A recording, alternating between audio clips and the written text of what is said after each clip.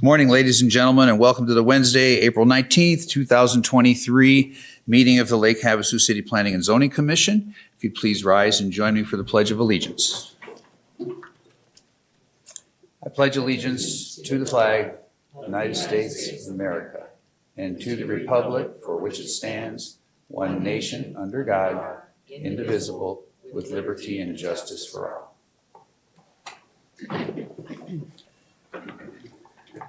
Thank you. Madam Secretary, would you please call the roll? Jim Harris. Here. Matthew Mitchell. Here. Gabriel Medley. Here. David Diaz. Here. Susanna Ballard. Joan DeZero. Here. Dane Hatch. Paul Lair. Here. Tiffany Wilson. Here. And Lonnie Stevenson. Here. Okay, I've already called Mr. Stevenson's to the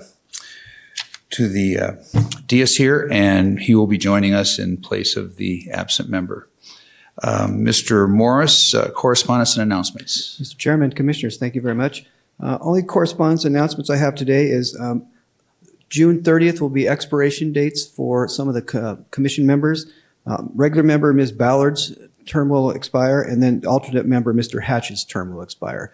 So if either of them want to be reappointed, they should contact the city clerk's office and get an application in by the end of May, sometime around the end of May. They haven't officially had a closing date, but near the end of May is when. Once again, who's expiring? That's Suzanne Ballard and Okay. Mr. Hatch, Dane Hatch, an alternate. So Susanna Ballard's a regular member and Dane Hatch is an alternate. Okay, thank you. Minutes of the last meeting. Are there any additions, corrections, deletions to the minutes of the last meeting? Hearing none, I'll go ahead and entertain a motion to approve or disapprove. Anybody? Chairman, Mr. Diaz? I make a motion to approve the minutes from the last meeting. Okay, we have a motion. Do we have a second? I'll second. We have a motion by Mr. Diaz, a second by Ms. Zero to approve the minutes of the last meeting. Any further discussion? Let's go ahead and vote.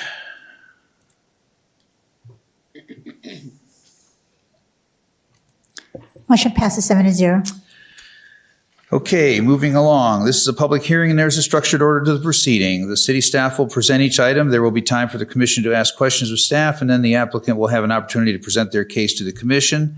That being done, we will then open the proceeding to the public for their questions and input. I would ask that anyone of the public that wishes to speak limit their trips to the podium and microphone to one only, keep all comments to less than 3 minutes, and to stay on point and not discuss subject matter that is not pertinent to the decision being considered here today. After public testimony is taken, I will then close the public hearing and bring the motion back to the table for city staff's recommendation, discussion amongst the commission, and eventually a motion to approve or disapprove. And we probably are not going to have anybody because the audience is empty. First item on today's agenda is ID 233716. This is a review and discussion of the parking standards for multifamily development. Mr. Morris, your presentation, please. Mr. Chairman, Commissioners, thank you very much. This is one of those opportunities we get as a commission to discuss parking and development code standard, in this case, parking for multiple family. With the increased number of multiple family developments within the city council recently requested that the Planning Commission review and discuss parking standards for multiple family developments. This is kind of a timely discussion item right now because in December of 2022, this Lake Havasu City did a housing needs assessment. And part of the findings of that assessment was that due to land ownership patterns, the city is landlocked with limited opportunity to expand its boundaries. And to address the rental housing shortage, the city will be required to focus on development of vacant parcels in the city, including within its downtown area, which for us is the RUMS and the mixed-use UMS. It also found that the assessment also noted that the city has already implemented several actions that will assist with the development of housing, one of those being reduced parking standards for multiple family development, so our current development standards. So let's compare our current parking standards to what they were previously. I think that's a good starting point. So our current standards are shown on the slide here at the top. For the RUMS and the mixed-use UMS, they require just one parking space per unit and it has to be covered. The idea is that's in the downtown area where there's more more likely people are going to be walking or using alternative forms of transportation to things that are close or nearby. And then all the other zoning districts for multiple family, 1 space per dwelling unit for 1 or fewer bedrooms, and then 1.5 spaces for more than 1 bedroom, so 2 or more bedrooms. Also, there's a 1 for every 5 dwelling units for visitor parking requirement, and at least 1 space per unit must be covered. And how is that compared to the previous standard? For efficiency units, which would be like studio apartments, 1 space. 1 bedrooms were 1.5 spaces per unit, and 2 or more bedrooms were 2 spaces. And again, they required 1 space in a garage or carport, except for a condominium development where all the spaces had to be covered. And then there was guest parking at a rate of 1 for every 5 parking dwelling units. So those are the different types compared the old standards to the current standards. So let's look at this kind of compare this to other jurisdictions around Arizona. So starting at the top here, Mesa, these are roughly ranked with the highest parking requirements down to the lower parking requirements. So you look at the different parking requirements around Arizona, and you'll see the average for the cities that we looked at for 1 bedroom was 1.4 spaces per unit, 2 bedrooms 1.9, and 3 bedrooms 2. And you'll see our current standards for multiple family is 1 for 1 bedroom, 1.5 for 2 bedrooms, and 1.5 also for 3 bedrooms. And then we require, of course, covered parking at a rate of 1 for every 5 units. And you'll see if we compare our standards currently to, let's say, Kingman or even Mojave County, we're right in line with that. We're pretty close with the current standards for Kingman and Mojave County. And then we look at the RUMS, the higher density districts. Of course, they're just 1 space required per dwelling unit, for each bedroom, type of bedroom unit. And then finally, we look at the previous standards that we had before the Development Code update in 2016. And you'll see it's 1.5 for 1 bedroom, 2 spaces for 2 bedroom, and 3 bedroom. And you'll see that's pretty much what the average for the state was or is, our previous Development Code. Now, let's look at this and compare it with like a real life, like a 5-unit or a 10-unit development. So the average statewide for a 1 bedroom was 7.5 spaces, a 2 bedroom, 10 spaces, and a 3 bedroom, 11 spaces.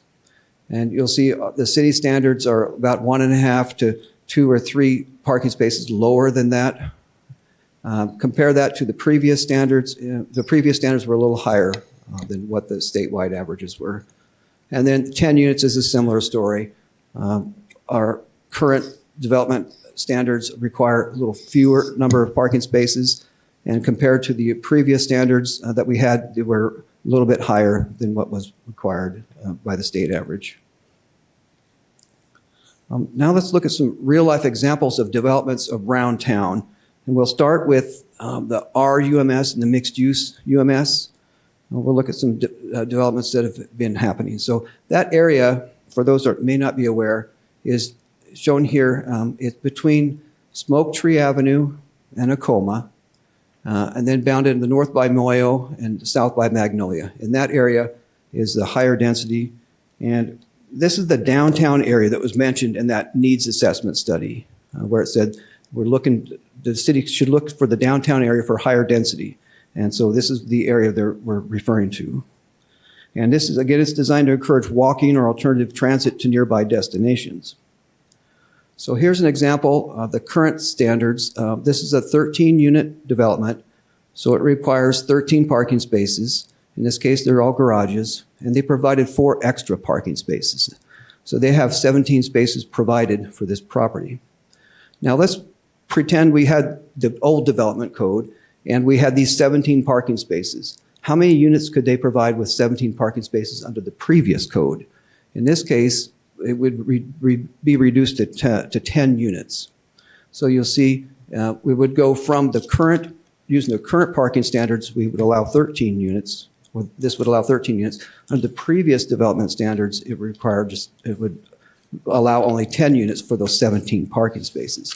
So another way to look at that, we're going from the previous development of 10 up to 13 parking spaces now, or 13 units now, which would be 30% more units than what was previously allowed for those 17 parking spaces.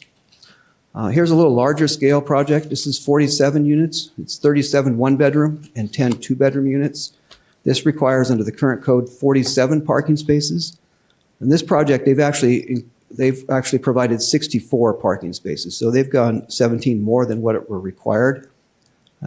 So let's look at this and compare this to what could be allowed with those 64 spaces, which is more than what's required now. But with those 64 spaces, under the previous development code, we can get 38 units. And so that's a loss of 9 units, down from 47 to 38. Or another way to look at that again, it's from the previous development code, only 38 units. This current development code allow 47 units, which is 24% more units. So those are a couple examples in the RUMS and the mixed-use UMS. Now we'll look at the other zoning districts like the R3 and the RM. Here's an example with 5 units, requires 6 parking spaces under the current code. Under the previous code, to get even 4 units, you would need 7 parking spaces required. So it'd be a loss of 1 unit, plus you'd have to provide an additional parking space. So in this case, with the current code, we're gaining 25% more units. And there's a couple more here. I'll just run through them really briefly again. It's the same idea. This is a 15-unit project that requires 26 parking spaces now. Those same 26 parking spaces under the previous development standards would only have 12 units available. So that's a loss of 3 units. Or in this case, we can look at it as a gain of 25% of more units. And then here's a 16-unit example. I'll flip through it quickly if you don't mind. So the previous development code only allowed 12 units. That's a loss of 4 units. Under this development code compared to the previous one, we're getting 33 more units for those same 21 parking spaces. And then finally, here's the 24-unit project. Requires 41 parking spaces. Under the previous development code, you can get 18 units on that. It would require 40 parking spaces. And those 40 parking spaces now would allow 24 units instead of 18. Again, that's a gain of 33 units, 33% more units. So that's the examples of what the existing development code does for us. And it demonstrates what that needs assessment study was stated earlier, that our current parking includes reduced parking standards for multiple family development. And because of those reduced standards, we can get more units on each property. And so that's something that the needs assessment says that's a good thing that the city's done. And it's something we don't need necessarily to adjust because we're already taking that into account with the current development code. So looking at those total 6 developments, we're coming up with 26 additional units that are allowed because of the current parking, which is 28% more units. And we're reducing the number of spaces by 21 spaces, which is 12% reduction. So with that, I wanted to just, again, explain our current and previous parking requirements, and then we can maybe open it up to other discussion topics. Is parking an issue? Is it a perceived issue at this point? Are there any really actually projects that are underparked that we're getting complaints on? The city's not received any complaints about parking for multiple family. So I'm not sure if there's some anecdotal or some perceived perception about parking not being adequate. And how does the current lower number of parking spaces influence development costs? What are the impacts on multiple family or condo housing rental or purchase prices? What's the effect on transit or walking options? Will this reduced parking encourage alternative types of transportation? Is there a need to continue to require covered parking? We have a current, the way we calculate parking spaces now, if there's any fraction of a space, it's eliminated, it's ignored, so it gets truncated. It doesn't round up or down, it just gets truncated. And then if there are any other topics the commission would like to discuss, that's what we're here for. So with that brief introduction, we're happy to open up the conversation and see where we go. Thank you. Okay, we are at the table for discussion. Questions? Ms. Wilson? Luke, can you explain, was it when the development code was redone in 2016 and it was brought down to was there just a lack of development at that time? Were there people that like, well, financially, it doesn't make sense for us to just put 2 units versus 4 units? Like, what was the conversation, a little bit of history behind all of that? Well, thank you for that question. I wasn't around. I was near the end of that process, so I wasn't firsthand experience with it. But my understanding is looking at Havasu as basically a closed-in city, we don't have much room to expand. And the thought was, okay, how much land do we want to dedicate to parking compared to people? We want to plan for people or plan for vehicle parking spaces. And I think the idea was, okay, if we reduce the number of required parking spaces on a lot, then that could open up more land area on that lot for development for units. So I think that was the main idea behind the reduction of parking. One of the other things that was brought to light and was considered was the fact that if you did reduce the parking in the downtown area and some of the other areas, it does encourage other types of transportation, i.e. walking, biking, something like that, in those little higher density areas. The other aspect was our lots are not really designed for a lot of parking. So in order to accommodate development and make it economically justifiable, parking was considered to be one of those hindrances, if you will, to developing properties, smaller properties. So it was one of those things that was looked at. I don't know if that answers your question, but those were a couple of the considerations at the time. Mr. Chair. Ms. Zero. Luke, on the, when you were talking about you haven't gotten any complaints, but our parking enforcement group, do they do a lot of tickets with people who've parked things like their ATVs, their boats out on the street in those areas? Or do these people not have a lot of toys, as it were? Because that's one of the things that seemed to make Havasu unique from a lot of communities, is because it's not just that they have 1 or 2 cars, but now they've got a boat, an RV, an ATV, a jet ski. I mean, I've got neighbors that have more vehicles out than I can count with that. Well, I thank you for the question. What I can say is that typically in a thing where you have a condominium or apartment complexes, condominiums, you'll have CC&Rs that could limit what types of vehicles are stored there. Similarly, on a rental property where you have an apartment, you'll have a lease agreement or a rent agreement, and in that they can spell out, you can't be parking boats or trailers or things like that on the property. Just there's not room for them.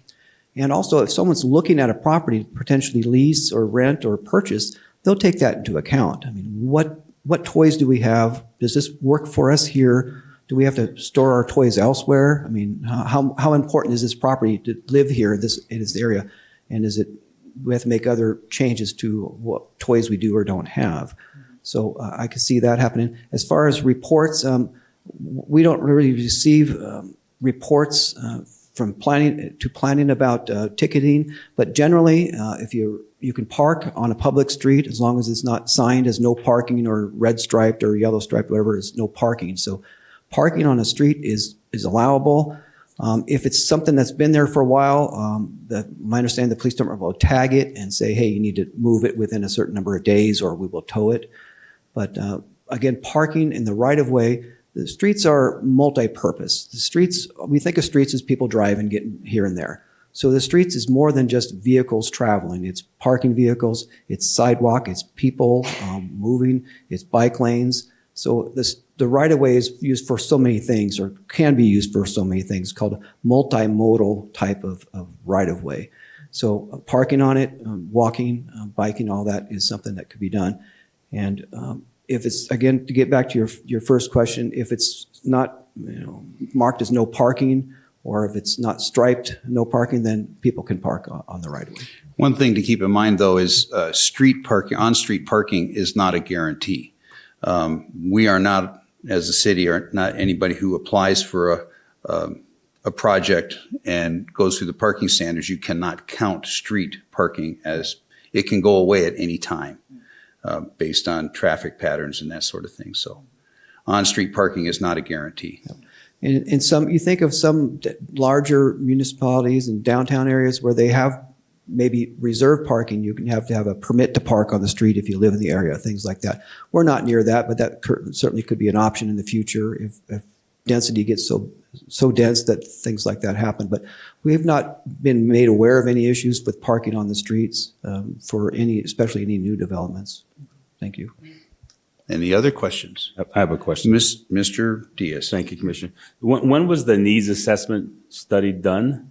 What year was that? It was December of 2022, so just a few months And ago. what triggered that study was it basically what her answer to her question was? Was that The housing, that was a housing study for Lake Havasu City. And it was something to say, okay, how can the city encourage more housing and housing that the workforce housing or affordable housing that people can afford. So that was the study that was done. It included so much more than just parking, obviously. But it found that the city, we reduced our parking standards for multiple family, and they found that that's something that is a good thing that we've done.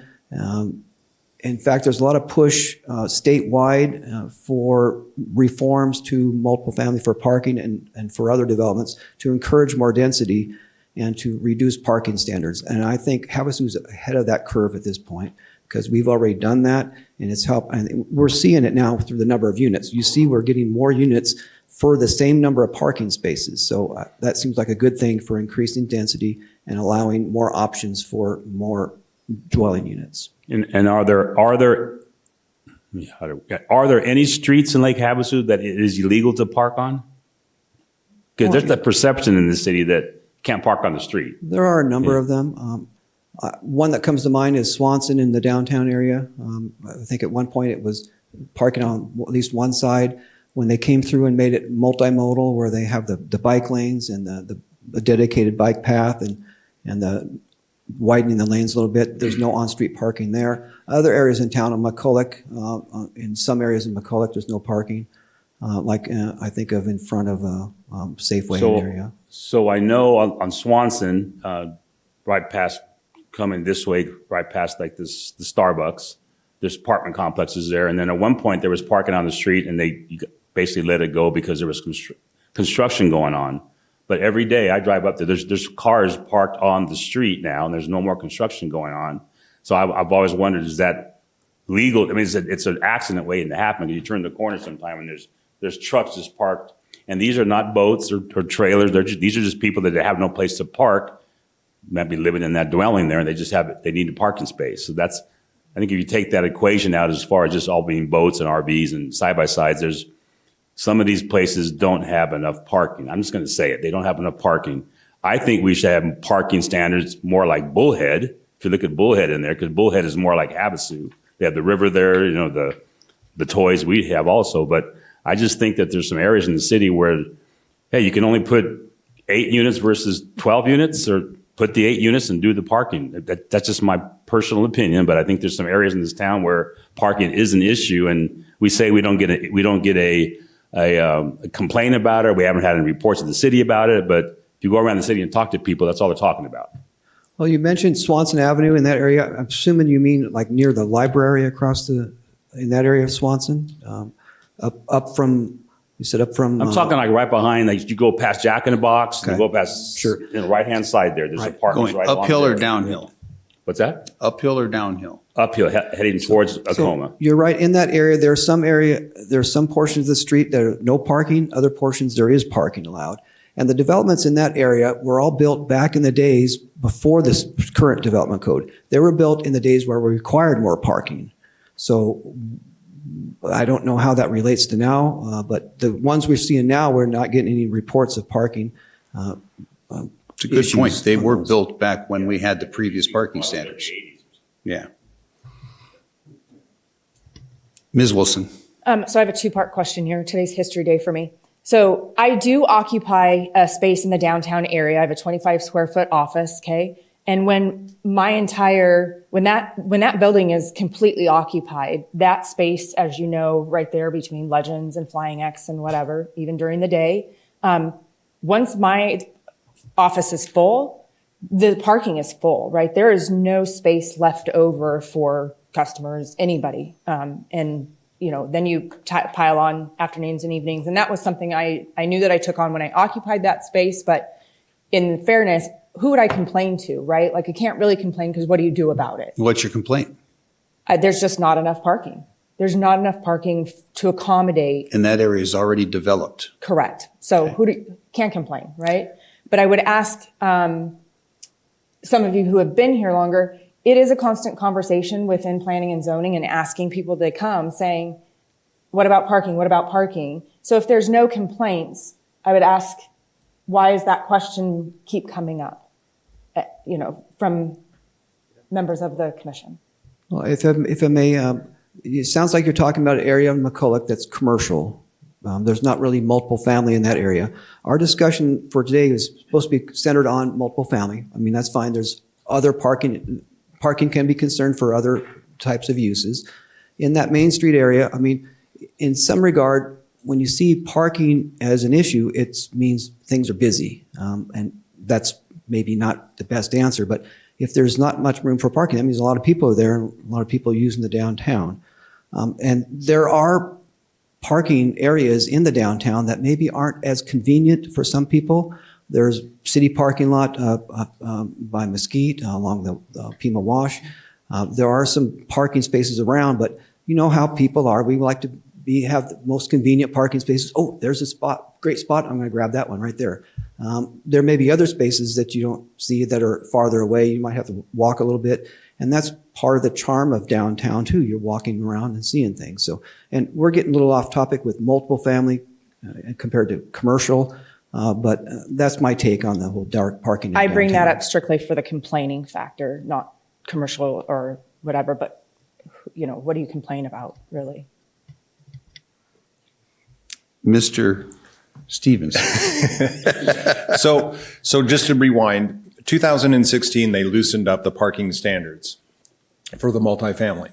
So how many developments have we had since 2016 of the multifamily jurisdiction? And then the second part of that is going to be is I think we're trying to make one general rule, but the uniqueness of, and I'll rewind back to the project up on Chimawavy and McCulloch, that's buffered by, it had one row of R2 properties that was probably 50-50 R1, R2, and then it was all single family. And we're talking about reduced parking requirements, really zeroing in on a downtown area where mass transit options and walking are more viable options, but that's not an option up on McCulloch and Chimawavy. That's all, I mean, we're out away from the inner city, and the same thing would be as if we're comparing parking standards to Mesa or Tempe or other metropolitan areas. Those multifamily districts are downtown where there are multiple mass transit options, where when we're talking about developing outside of the corridor in Lake Havasu, we really don't have that option. So I think that's the difficulty on trying to make a rule of one fits everything where you've got different influences. And that has been the difficulty through the history of Lake Havasu, because it is kind of a unique animal. And the property sizes and the way it was laid out and so forth create some of those difficulties. And we do have different standards for the downtown area, with fewer parking spaces required, as opposed to the vast majority of the rest of the city. So it's not the one parking space per unit per dwelling, basically per dwelling unit. The majority of the city, it's based on the number of bedrooms. So it's kind of apples, not really apples to apples. It's more, there's fewer parking spaces required for multiple family in the downtown area, and then the standard throughout the rest of the city. Anybody else?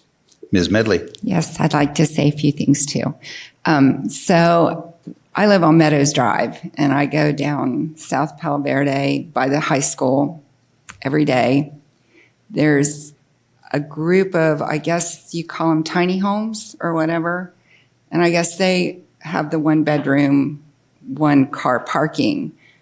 These people have more than one car, and they're parking on the street. It's very dangerous. I think it's a safety issue. I don't know that anybody complains, and I think maybe that goes to more enforcement than coming back to planning. But people complain all the time. I hear it all the time about people parking on the street. You can't see. They get out of their car. They're not looking. It's not the same as being downtown. So I'm kind of like Lonnie. I think we need to make it more towards the location as well, not just a one-fits-all kind of thing. Also, we always say we want to provide a good quality of life for the service industry and make affordable housing, but a one-bedroom can have a couple. And if they're both working and they need 2 vehicles, that's just not sustainable for a good quality of life. So I think we just have to be a little more, I think we have to take into account circumstances. I would have to take the opposite approach. And in that situation, if there is an issue, it becomes a safety hazard. And like I addressed earlier, that parking can go away. If the city deemed that was a safety hazard, they could post that, and then there would no longer be on-street parking to create that hazard. Well, then that's the issue. Multifamily housing typically is not the type of housing single-family residents would offer in the way of toys and multiple vehicles and so forth. And it's hard to design for 2 vehicles for every unit. Not every unit's going to have 2 people. There's going to be some singles or people with single vehicles, and those make up for it with that 1.5. So kind of the flip side of the coin. Mr. Lear, you'd like to weigh in. Yeah, Go ahead. just a question. I wonder if we could go back to the code. So if it's a 1-bedroom unit, how did that change? Has that always been 1 parking space for a 1-bedroom? So here's the current standards and the previous standards here. Okay. So, and No, it we're hasn't. talking about area outside the downtown area. So all other zoning districts here, we currently require 1 parking space for 1 or fewer bedroom. And that compares previous, for 1 bedroom, you Okay. need 1.5 parking spaces. All right. Yeah, thanks. Yeah. Anybody else? Mr. Stevenson? So the examples of the developments that you were using, were those actual here in Havasu examples? Yes, they are. And I guess the other question is, and then this really opens up Pandora's boxes, is that was all single family type building that was going on, Those are all multiple family projects. multifamily, but single story. Yeah, single story. So then the other option would be is to get those additional units on I would be. apologize. They were all 1 units in the same. Some of them were 2, 3-story. There was a 3-story, but it wasn't stacked units. It was 1 unit from the ground up, like a townhouse. So again, then that's the delicate balance of our other option is to be able to get the units and to help the developers make it cost efficient to build on the properties by keeping parking a little bit more conservative is to go up to get their units on there. The point you're trying to make is if we had increased height limits on these properties, we could do parking garages underneath them. Right. Just a point of clarification. And that's what happened in one of those projects, the 13-unit project. They had garage underneath and then 2 levels above it. Anybody else? Mr. Diaz? I don't envy you, Luke. It's a tough situation, and we are unique, as everyone's mentioned here. The parking lot that I shouldn't say it's not there yet, but the land that I believe the city's agreed to purchase there by ASU, that's going to be parking. Is that going to be just for commercial events only and businesses, not for people can't park down there and then walk to their residence? You know, that's a good question. I don't know. I don't really have an answer for that. I have to check on it. I do believe it's been approved to be purchased, and then my presumption is for public parking, but I don't know for sure. Yeah, okay. Thank you. Anybody else? Okay, we were strictly a discussion item today, so there's no need for a motion or anything like that. Well, maybe we can describe a little bit, maybe going forward. So where do we go from here, I guess, is the question.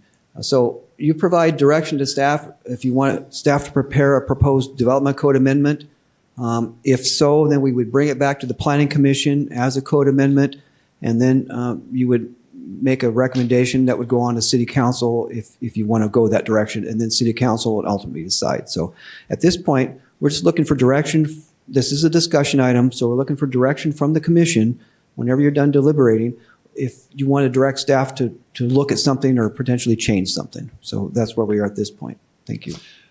Let me at this point go ahead and go through the formality of opening it up to the public.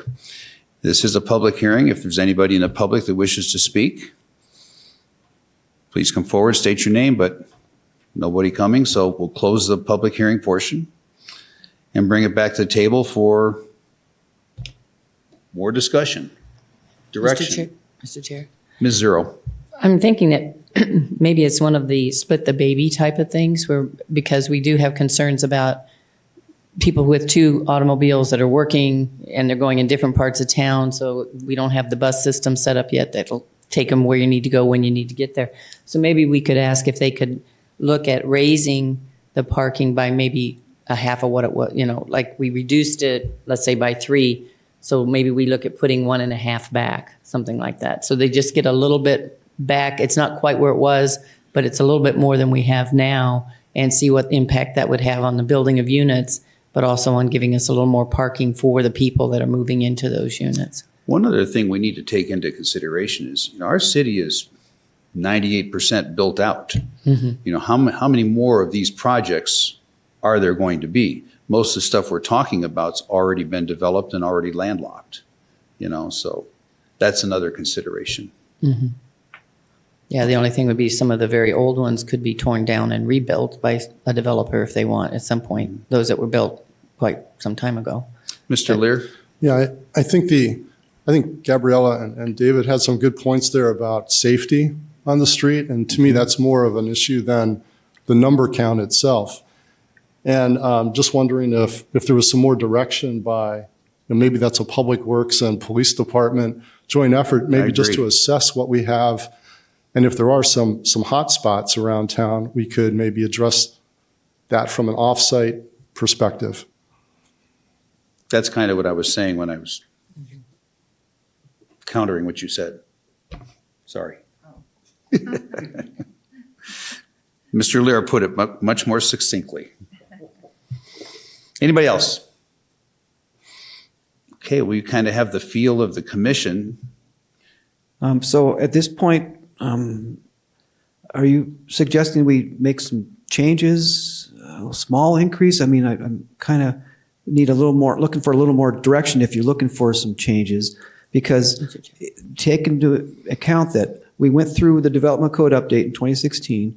We looked at, all the parking was looked at, and as Chairman Harris mentioned, it was part of that, and they looked at development code and looked at parking and did a lot of consideration in making the changes. So if we're looking to change them now, then what, and based on some spots that may be problematic, then keep in mind that transfers to the whole rest of the city if there are just some little areas that are problematic. So are we throwing out the baby with the bathwater, as they say, if we're just trying to deal with this one little thing and maybe some areas that are problematic? And those problematic areas could be addressed through, if it's a safety issue, again, marking those as no parking, and then let the market work itself out as far as who's renting in these, who's taking, if they're going to have to deal with having one vehicle in some of these areas that are problematic. And also other areas that may be problematic are even in single family areas where you have a large family, or you have events that some people have weekly events that they invite people over and they park on the street, and it becomes an issue from time to time, but not all the time. And so just keep in mind, if we're looking for change in direction, it's going to apply to citywide, and I don't really see a way to tailor it to specific problem areas if it's in our code for the entire city. outside of the downtown area. And what I was thinking of is kind of twofold. One, I think, like, as Mr. Lear said, we need a little bit more information on, because we are hearing, as Ms. Wilson said, people that coming up, parking for them is an issue. That's a question that keeps coming up, even though they may not call in enforcement because they know there really isn't anything to enforce because there's no law being broken. So they may not be saying anything, or they call and say, is there a law against? No, there's not, so why should I complain?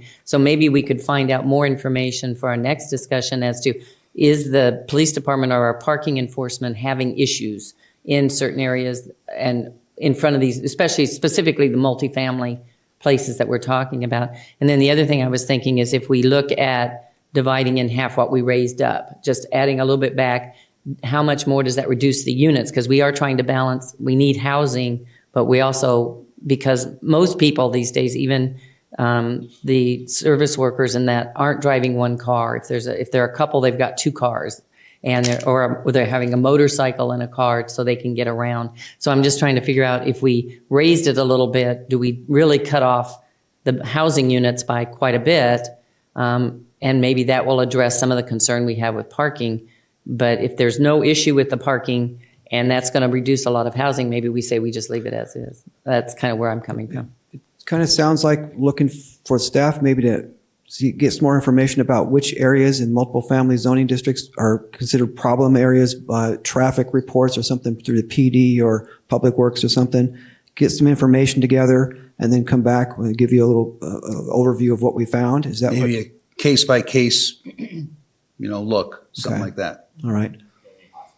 Yeah, that's very helpful. Thank Mr. you. Stevenson.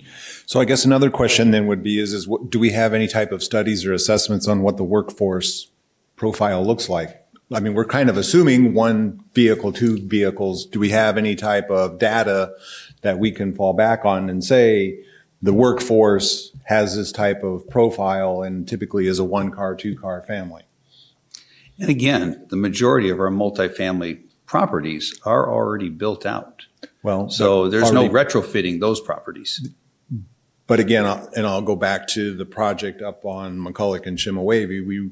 We took some pre-existing lots, rezoned them to try and accommodate multifamily. So how many more of those scenarios do we have on the horizon too? Because isn't that really where this is coming from, somewhat of that project, the parking issues that came up. And then when the city council got that project, they got an earful of concerns. Yeah, and that brings up the question that was one of our discussion items possibly, is it really a parking issue or a perception of parking issue? So that's where we'll say with the data, with the information we have, and see what it is. So thank you very much. That helps a lot for staff to see what data we can come up with and then make a little presentation to a later date if that's the will of the commission.